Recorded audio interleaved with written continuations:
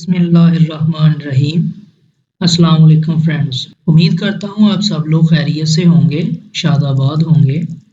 Microsoft Excel के basic to advance course के lecture number 6 के साथ मैं हाजिर खिदमत हूँ। पिछले लेक्चर में हमने होम टैब के अंदर मौजूद अलाइनमेंट ग्रुप के बारे में पढ़ा था। हमने देखा था कि कैसे हम अपने डाटा को अलाइन कर सकते हैं, हम रैप टेक्स्ट कैसे कर सकते हैं, मर्ज कैसे कर सकते हैं और या इंडेंटेशन हम कैसे दे सकते हैं। हमारा आज का लेक्चर होम टैब के अंदर मौजूद नंबर के ग्रुप पर होगा। तो चलिए आज का लेक्चर स्टार्ट करते हैं। हम स्प्रेडशीट में जो भी डाटा इंटर करते हैं, हमने अपनी आसानी की खातिर इन तमाम तरह के डाटा को मुख्तलिफ कैटेगरीज में डिवाइड कर रखा है। हम आज इन्हीं डाटा की कैटेगरीज के बारे में पढ़ेंगे।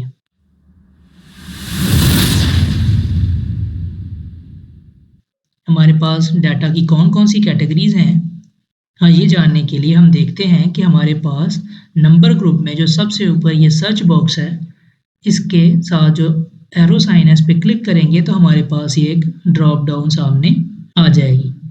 हम इसमें देख सकते हैं कि हमारे पास ये कई तरह के डेटा की टाइप्स दी गई हैं। आइए हम बारी बारी इनका तारुफ लेते हैं। जनरल से मुराद हमारी वो डेटा टाइप है कि अगर हमने स्प्रेडशीट के अंदर कोई भी इंफॉर्मेशन हमने दे रखी है मगर उसको कोई भी कैटेगरी असाइन नहीं की तो एक्सेल खुद से उसको एक जनरल फॉर्मेट उसको असाइन कर देगा। इसके बाद हमारे पास नंबर की डाटा टाइप है। नंबर से मुराद हमारी है 1 2 3।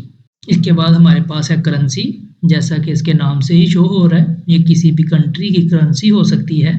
इसके बाद हमारे पास है अकाउंटिंग। अकाउंटिंग में और करेंसी में कुछ ज़्यादा डिफरेंस नहीं है। अकाउंटिंग में भी हम उन्हीं तमाम चीज़ों पर कैलकुलेशंस करते हैं जो करेंसी से रिलेटेड होती हैं।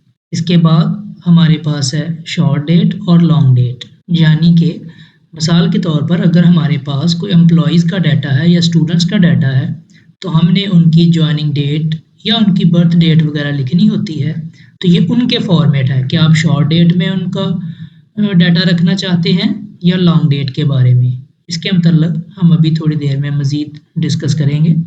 इसके बाद हमारे पास है टाइम।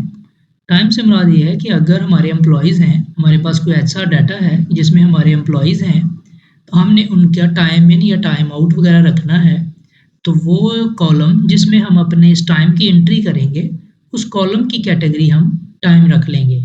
इसके बाद है परसेंटेज, जैसा कि नाम से ज़ाहिर हो रहा है कि अगर हमने कोई ऐसा कॉलम या ऐसी फील्ड बना ली है जिसमें हमें परसेंटेज रखनी है तो उसके लिए हम ये वाली जो डाटा की फील्ड है हम इसको असाइन कर देंगे। इसके बाद फ्रैक्शन है, साइंटिफिक है और टेक्स्ट है। टेक्स्ट से मुराद ये है कि हम जो भी सादा इंग्लिश में वर्ड्स लिखते हैं वो सारे के सारे हमारे टेक्स्ट फील्ड होती है।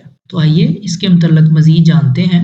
हमारे इस नंबर ग्रुप में जो पहली ऑप्शन है उस पर एक डॉलर साइन लगा हुआ है, ये हमारे पास अकाउंटिंग का फॉर्मेट देने के लिए होती है। मिसाल के तौर पर मेरे पास ये एक फील्ड है जिसमें हमने अपने स्टूडेंट्स की फ़ीस रखी हुई है। हम चाहते हैं कि हमारे इस हर फील्ड में इसके साथ हमारी करेंसी का सिंबल भी आ जाए, जैसा कि हमारी मुल्क की करेंसी जो है वो रुपीज़ है, हम वो लगाना चाहते हैं। हम क्या करेंगे, हम इस सारे को सिलेक्ट करेंगे, जितना भी हमारा ये कॉलम या डाटा होगा जिसमें हमने अपनी ये इंफॉर्मेशन रिकॉर्ड कर रखी होगी, उसको सिलेक्ट करने के बाद हम इस कमांड को ओके कर देंगे। तो आप देख सकते हैं कि हमारे पास सब के साथ रुपीज़ का सिंबल जो है वो आ गया है। अब हो सकता है कि आप जो एक्सेल यूज़ कर रहे हों उसमें ये ऑप्शन ना आए, तो घबराने की ज़रूरत नहीं है। हम आपको बता देते हैं कि आप अपने एक्सेल में ये रुपीज़ का ऑप्शन कैसे ला सकते हैं। आप सर्च बार में जाइए, यहाँ से आप कंट्रोल पैनल को सिलेक्ट कर लीजिए। कंट्रोल पैनल में आने के बाद आप क्लॉक एंड रीजन को सिलेक्ट करेंगे, उसके बाद रीजन को सिलेक्ट करेंगे तो हमारे पास ये एक छोटी सी विंडो सामने आ जाएगी। इसमें हम एडिशनल सेटिंग में जाएंगे।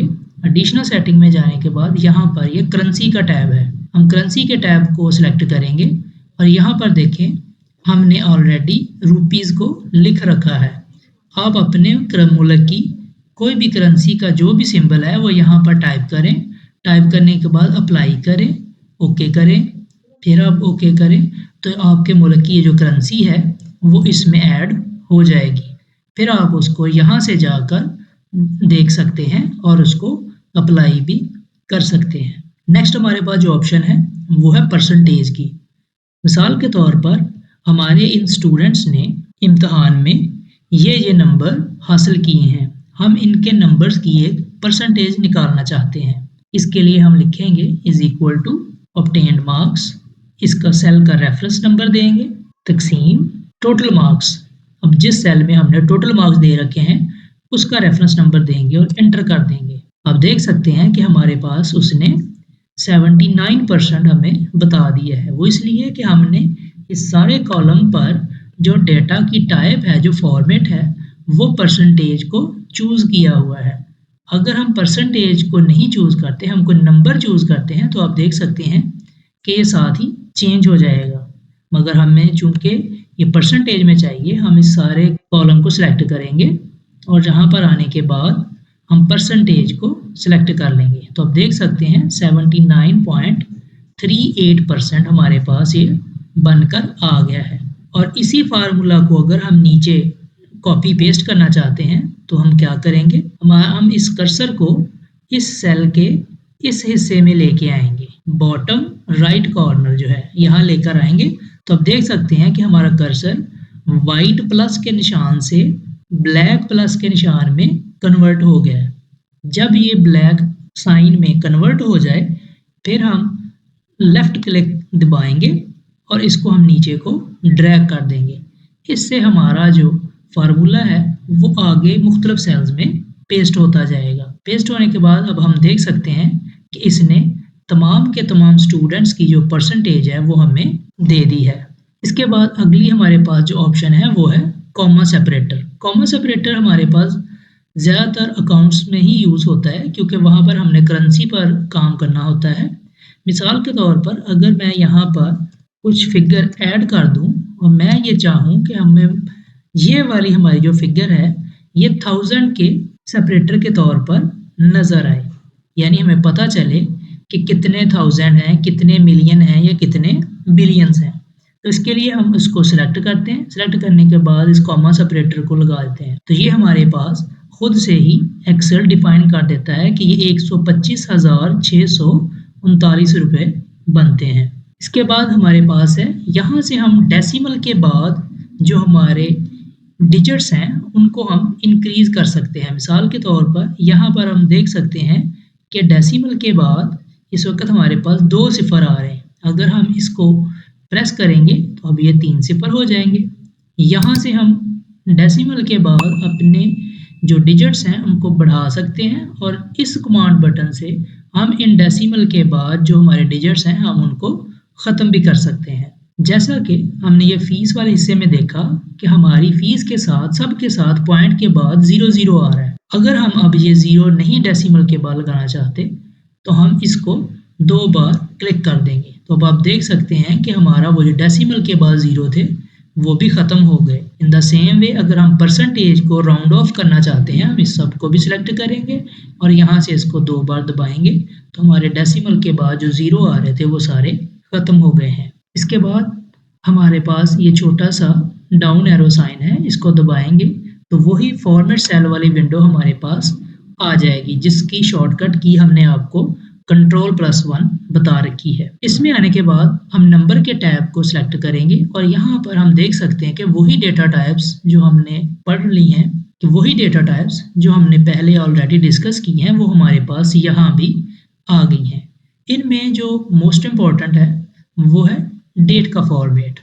मिसाल के तौर पर हमारे पास हमने अपने स्टूडेंट्स की ये वाली डेट्स जो है वो बर्थ डेट जो है वो एंटर कर रखी है।